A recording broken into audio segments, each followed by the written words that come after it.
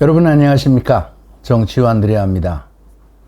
신앙생활의 꿀팁 시즌2 우리는 평신도다 28번째 시간입니다. 오늘은 우리가 성숙한 그리스도인으로서 삶을 살아가고자 하는데 총 좀 정리를 한번 해보겠습니다.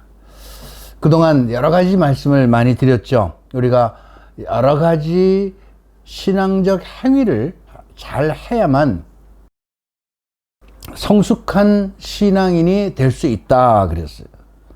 거기에 우리는 기도해야 되고 성경 공부도 해야 되고 또 실제로 다른 공부도 좀 해야 되고 봉사도 해내야 되고 뭐 나눔도 해야 되고 제가 나눔에 대한 얘기는 별로 여러분들에게 잘 못했죠. 우리가 복음적 삶을 실천하는 우리들의 삶 중에 이 나눔의 생활이 굉장히 중요합니다.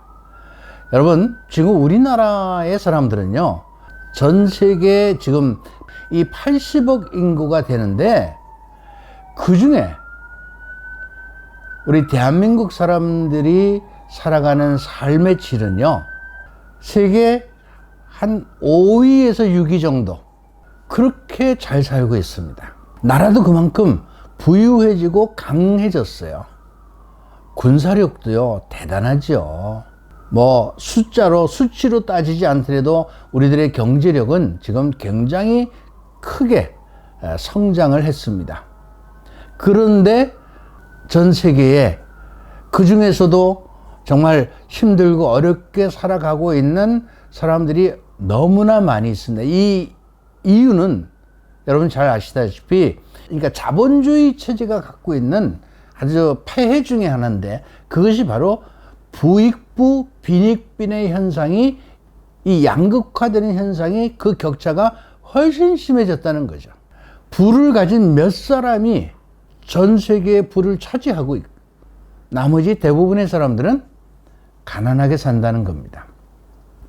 우리는 그런 사람들 기억하고 함께 나눠야 됩니다.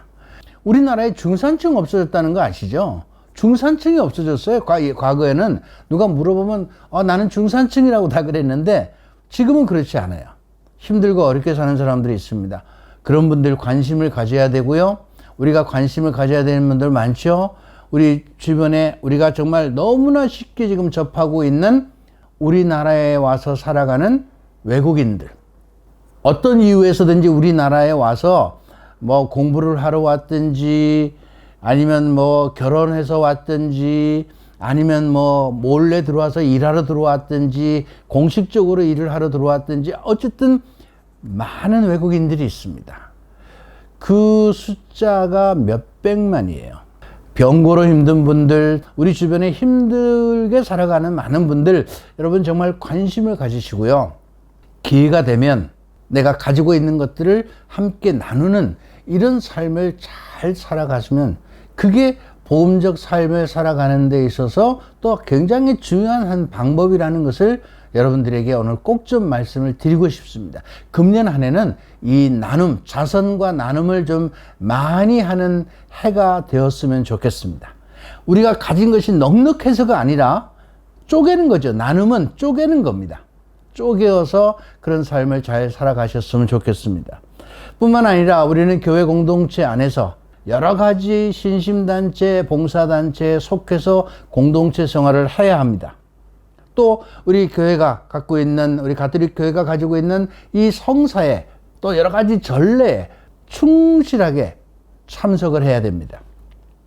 또 당연히 우리 교회가 존재하는 근본적인 이유인 이 세상을 향해서 복음을 증거하고 선포하는 이 복음 선포의 일에도 여러분들은 당연히 해야 될 의무도 있고 그런 권리도 있다는 사실을 여러분들이 아셔야 되겠습니다.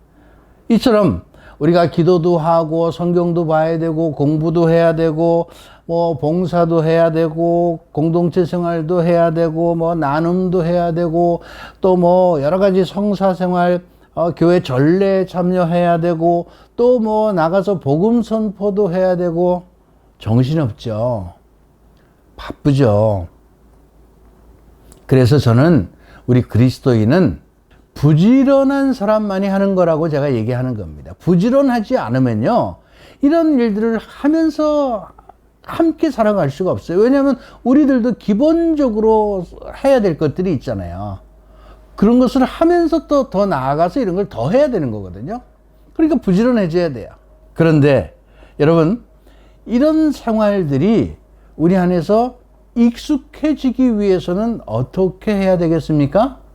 성숙한 그리스도인이 되기 위해서는요, 끊임없이 이런 여러 가지 신앙적 행위들을 늘 일상의 나의 삶 안에서 반복해야 된다는 겁니다. 반복. 이런 어떤 신앙적인 여러 행위들을 하기 위한 시간을 별도로 떼어놔야 돼요. 그렇지 않으면 우리는 성숙한 신앙인이 될 수 없습니다. 예를 든다면 그렇죠. 여러분, 요즘에 우리가 한동안 웰빙 시대에서 잘 먹어야 되고, 또 그러기 위해서 운동도 열심히 해야 되고, 그런 것이 유행하던 시기가 있었어요. 지금도 그렇습니다. 지금도 우리가 100세 시대라고 얘기를 하지만, 그래도 건강하게 살기 위해서 굉장히 열심히, 운동 열심히 하시는 분들 많아요. 매일 시간 정해놓고 그 시간에 운동하는 분들 많죠. 그죠? 왜 그래요? 내가 건강하게 살려고. 근데 육체만 건강하게 살아서 되겠습니까? 우리가 영혼과 육체가 하나이고 일체인데, 우리의 영혼도 건강해야 된단 말이에요. 그러면 우리의 영혼의 건강을 위해서 어떻게 해야 돼요? 매일 운동해야 돼요. 그게 뭐 하는 거냐? 그게 지금 이런 여러 가지 신앙적인 행위를 하는 겁니다. 기도도 해야 되고, 성경도 봐야 되고, 공부도 해야 되고, 성사생활 해야 되고, 봉사해야 되고, 복음 선포해야 되고, 나눔해야, 이런 것들이 우리들의 삶 안에서 내가 더 영적으로 건강해지고 더 성숙한 그리스도인이 되기 위해서 매일매일 이런 훈련을 반복해 가야 돼요. 반복해야 된다. 그래서 그것이 어느덧 내 삶 안에서 자연스럽게, 그냥 자연스럽게 그런 것들이 움직일 수 있어야 됩니다. 가령 예를 들면, 자, 눈 뜨자마자 일어나서 바로 기도하는 것이 몸에 배야 돼요. 그죠?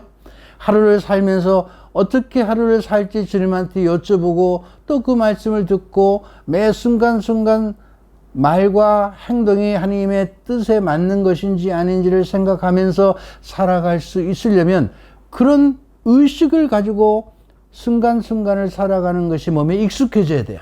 그런 목표의식이 있어야 되고, 그런 목표를 달성하기 위해서 내가 하나하나 그런 생활을 하루하루 잘하고 있는지를 매일매일 체크를 해봐야 돼요. 그래서 저녁에 내가 오늘 어떻게 살았는지 하루를 되돌아보고 반성하고, 또 다음 새로운 삶을 위해서 주님께 힘을 청하는 거죠. 이런 생활이 어떻게 보면 조금 지루하고 무의미하게 느껴질지 모르겠지만, 아니요, 굉장히 나의 영적인 성장에 유익한 시간이라는 것을 여러분들이 꼭 좀 아셨으면 좋겠습니다. 그래서 하루에 일정한 시간을 띄어놔야 돼요. 기도하는 시간, 내가 성경을 보는 시간, 봉사하는 시간, 내가 공동체 참여하는 시간, 이런 내용들이 일주일의 계획 안에 매일매일 그 시간 안에 일정하게 내가 조절할 수 있어야 된다. 그런 내용들이 내 안에서 자연스럽게 반복적으로 생활이 될 때 신앙의 생활화라는 것이 우리 안에서 드러나는 겁니다. 반복해야 돼요. 여러분, 신앙생활요, 반복하는 겁니다. 훈련하는 거예요. 제가 훈련이라는 말을 하면 여러분들이 좀 부담스러울 것 같아서 반복하는 겁니다. 제가 과거에 미국에서 공동체 생활을 한 경험이 있습니다. 정말 어떻게 보면 그 하루의 일상이 거의 정해진 내용들이었습니다. 기도하고 나가서 일하고 공부하고, 그리고 저녁에 모임 갖고 강의 듣고, 또 저녁에 와서 같이 기도하고 자고, 이런 일상이 거의 매일 반복된 그런 생활이었는데, 그런 삶을 제가 계속 살면서 하루하루의 삶을 정리해보고, 일주일의 삶도 정리해보고, 한 달의 삶도 정리해보고, 또 다음 한 달을 계획하고, 이렇게 살고 지나보고 나니까, 한 1년쯤 지나고 나니까요, 죄질 시간이 없더라니까요. 사람을 미워할 일도 없죠. 내가 남 욕할 일도 없죠. 다른 사람에게 나쁜 말 할 일도 없죠. 아무것도 없는 거예요.